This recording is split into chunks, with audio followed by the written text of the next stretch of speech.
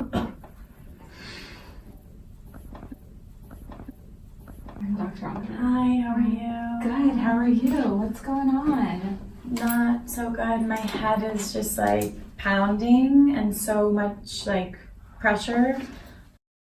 So sinusitis is actually the most commonly prescribed antibiotic for infection in the U.S. About 18 to 22 million people visit doctors every year for sinusitis.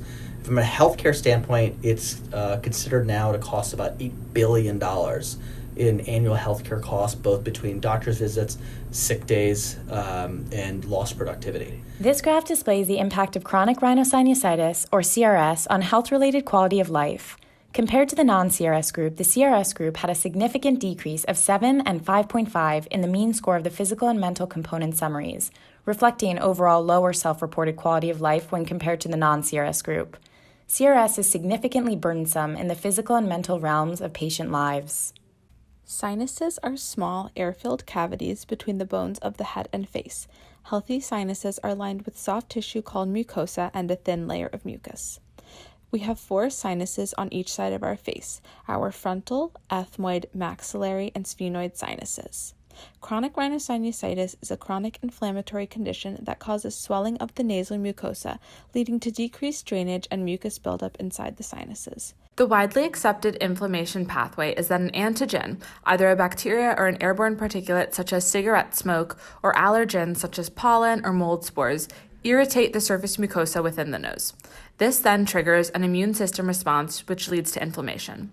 Antigen-presenting cells are a class of molecules including dendritic cells, macrophages, and B cells, and they're embedded within the epithelium, which is the tissue that lines the surfaces of the body, including the insides of the sinuses. The antigen-presenting cells, which are in this case dendritic cells, have legs or sensors that will adapt to certain antigens or stimuli. Once they detect an antigen and become activated, they then present the antigen to T helper 2 or Th2 cells. Th2 cells orchestrate protective type 2 immune responses by secreting interleukins. The main interleukins that contribute to the inflammatory response in chronic rhinosinusitis are IL-4, 5, and 13. Interleukins are proteins that crosstalk between the different cell types to coordinate an immune response. When the Th2 cells secrete interleukins, they act to recruit other immune cells, such as eosinophils.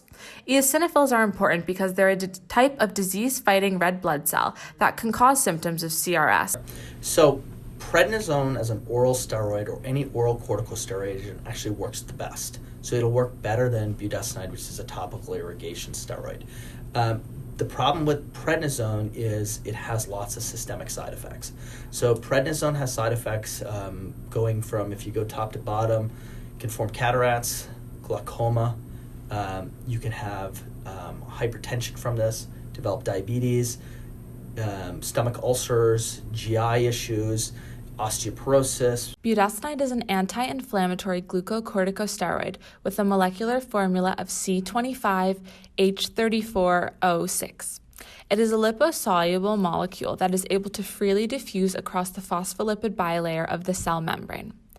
Unlike oral steroids, budesonide is administered intranasally through a rinse to decrease inflammation in patients with chronic rhinosinusitis.